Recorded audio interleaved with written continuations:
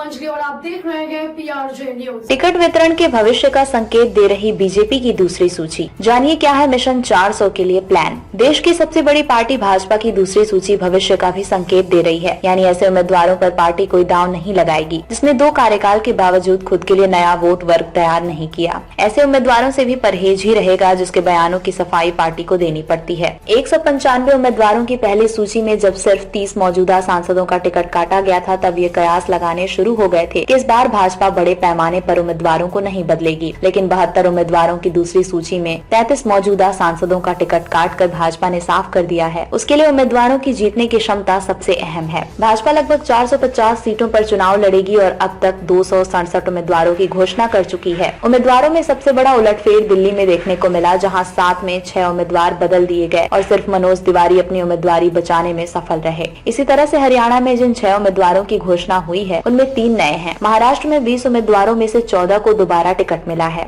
जबकि 5 का टिकट काटा गया है। प्रीतम मुंडे की जगह इस बार उनकी बहन पंकजा मुंडे को उम्मीदवार बनाया गया है, जिस सांसद प्रताप सिम्हा के पास से रंगीन गैस छोड़ने वाले आरोपित लोकसभा के भीतर पहुंचे थे। मैसूर से उनका टिकट भी कट गया है। प्रधानमंत्री नरेंद्र मोदी 15 अगस्त के लाल किले से अपने भाषण से खुद को 140 करोड़ देशवासियों के परिवार के सदस्य के रूप में पेश करते रहे हैं, इसलिए कटा टिकट। भाजपा ने इस बार टिकट बंटवारे में अनावश्यक बयानबाजी करने वाले और दूसरे समुदाय के खिलाफ अनर्गल बातें बोलने वालों को टिकट देने से परहेज किया है। इनमें दिल्ली से प्रवेश वर्मा, रमेश बिधुड़ी और प्रज्ञा ठाकुर का नाम प्रमुख है। मध्य प्रदेश की राजधानी भोपाल से सांसद प्रज्ञा ठाकुर ने लोकसभा के भीतर महात्मा गांधी के बारे में आपत्तिजनक बातें कही थी, तो रमेश बिधुड़ी ने बसपा सांसद दानिश अली के लिए अपशब्दों का इस्तेमाल किया था। प्रवेश वर्मा दिल्ली के दंगे के दौरान अपने बयानबाजी को लेकर विवादों में रहे थे। उत्तर प्रदेश की सभी सीटों पर चर्चा हो चुकी है, लेकिन घोषणा सिर्फ 51 की हुई है। माना जा रहा है कि बची हुई सीटों पर बड़े बदलाव दिखेंगे, इसलिए इन पर खेला दांव। मध्य प्रदेश, राजस्थान और छत्तीसगढ़ में बहुत सारे सांसदों के विधानसभा का चुनाव लड़ने के कारण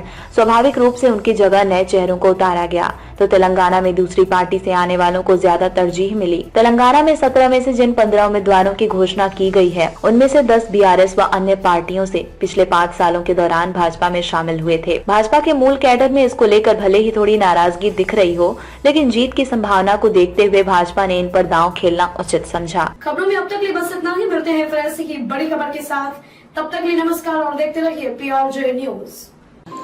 अगर आपको वीडियो पसंद आई हो तो लाइक, कमेंट व शेयर करें और हमारी YouTube चैनल PRJ न्यूज को सब्सक्राइब कर बेल आइकन को प्रेस करें।